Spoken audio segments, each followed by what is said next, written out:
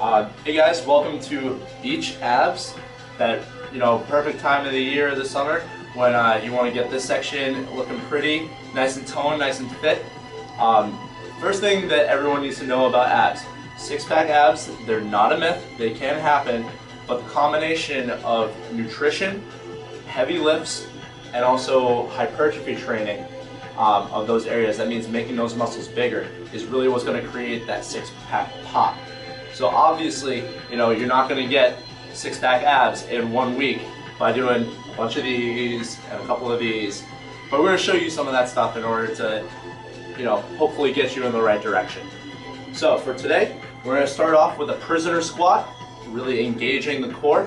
What's going to happen? Your hand's going to come up behind your head, and you're just going to squat down nice and low.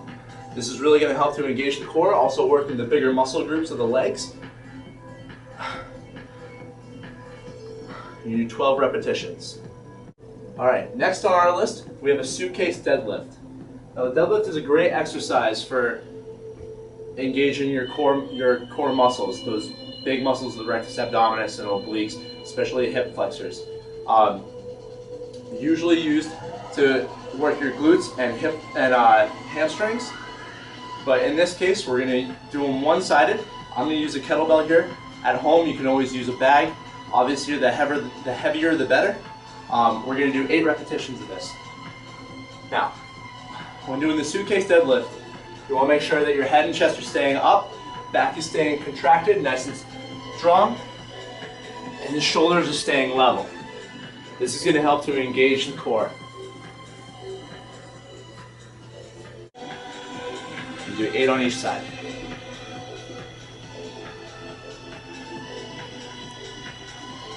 Alright, next, we need a little bit of our cardio workout in here. It's going to help to increase that calorie burning, get the fat cells down a little bit around the area. What we're going to do is a hands up, high knees for 45 seconds. Now in doing these, you have an option. If you can't do these, if they hurt your knees, they're a little bit too high impact, you can switch it to a mountain climber. I'll show you the hands up, high knees first, and then the mountain climber. Hands up, high knees, arms will come straight up overhead, and you're going to bring your knees up as high as you can, quickly. That's a key here. Hands stay up, knees come up, using the core to lift your knees.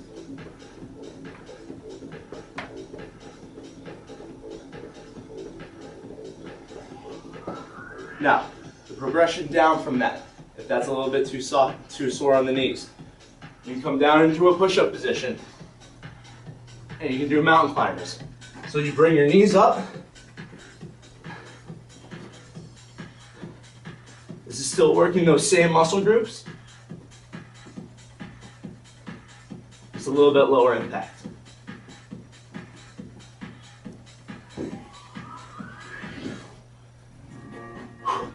I have what I call a pre-contracted sit-up. What this is going to look like: everybody knows what the standard sit-up is. You come down, you come up.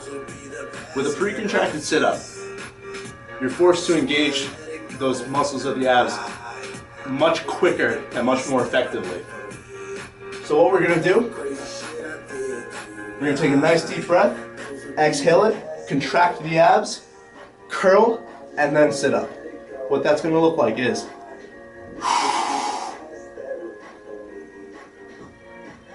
and then back down.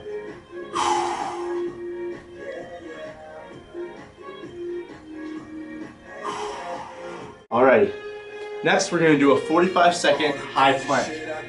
Now, the high plank, a little bit different than the low plank. Low plank, you would be on your forearms. Obviously, if the high plank hurts your shoulders, you can absolutely come down into that low plank. The high plank, I like a little bit more. It's more of a natural position. Really engages those muscles in the upper back as well. So we're just going to hold this for 45 seconds. Now in doing the planks, you want to make sure that the glutes stay contracted, the abs stay contracted, and the back stays nice and neutral. This is going to prevent that injury. If you ever see the bow in the back, tighten those abs and let it stay up nice and tall. Next exercise we have is an alternating arm and leg lift plank. I know it's a mouthful, but it's a lot easier of a concept when we get to it. So we're going to use that high plank position that we just learned, and from there we're going to alternate, extending our arms cross body. So if right arm comes up, left leg will come up, and then we'll replace those, and then vice versa. It's going to look something like this.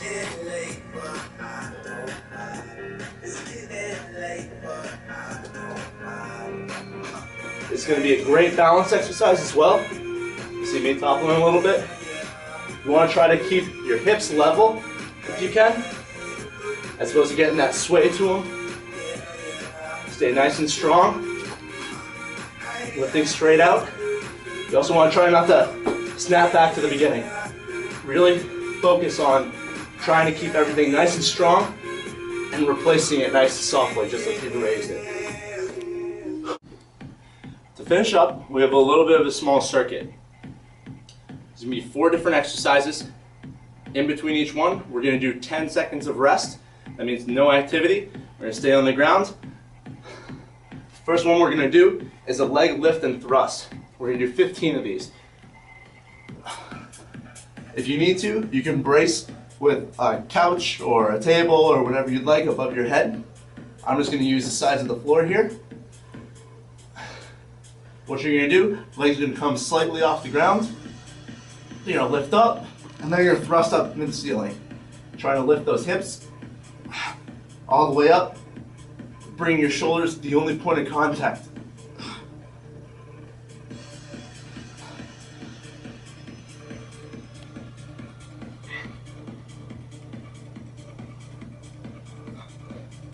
You do 15 of those. Rest for 10 seconds. All right, next one we have in the group is going to be a crunch with an oblique twist. Now, I'm going to have my legs up for this one, here. You always want to make sure that they're at a 90-degree angle. You never want them to come too far into your stomach because you're not going to get that benefit of the full abs. So you want to keep them out. Hands are going to come behind the head, and you're going to crunch over to alternating sides. And you want to remember, you never want to wrench the neck. You never want to pull in any direction. That's going to put a lot of strain on your trap. You just want to lean over and lead with your shoulders.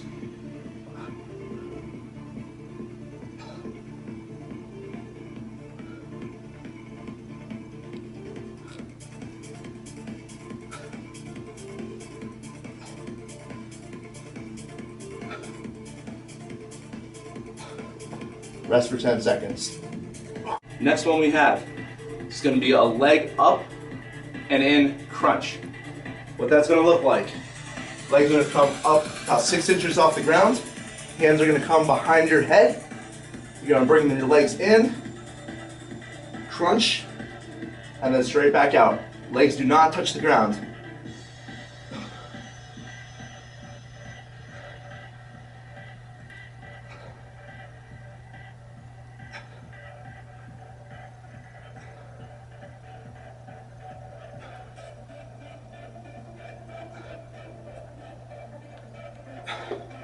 Once again, 10 seconds of rest. Now the last exercise we have today is the bicycle crunch. Very famous. Everybody knows this one. What you're going to do, we're going to make sure that everything stays nice and controlled in this. A lot of people will get sloppy with their form. The more controlled, the better ab work we're going to get. What we're going to do, hands are going to come behind the head. One leg's going to come in, one leg out, and you're going to go to alternating legs. Now like I said, the more controlled that you do this, the more core engagement you're going to get. And that's everything for today. One thing you might want to do, make sure that you stretch out those abdominals. Probably one of the best ones you can do is a cobra stretch. What you'll do is flip over, bring your body all the way down to the ground. Hands are going to come around the nipple line, and you're just going to extend up. Try to keep the hips down into the ground. If you can't extend your arms fully, don't worry about that. It's more important that your hips stay on the ground and you really get that stretch to your abs. You're just working really hard, so I might as well just get a really good stretch to them.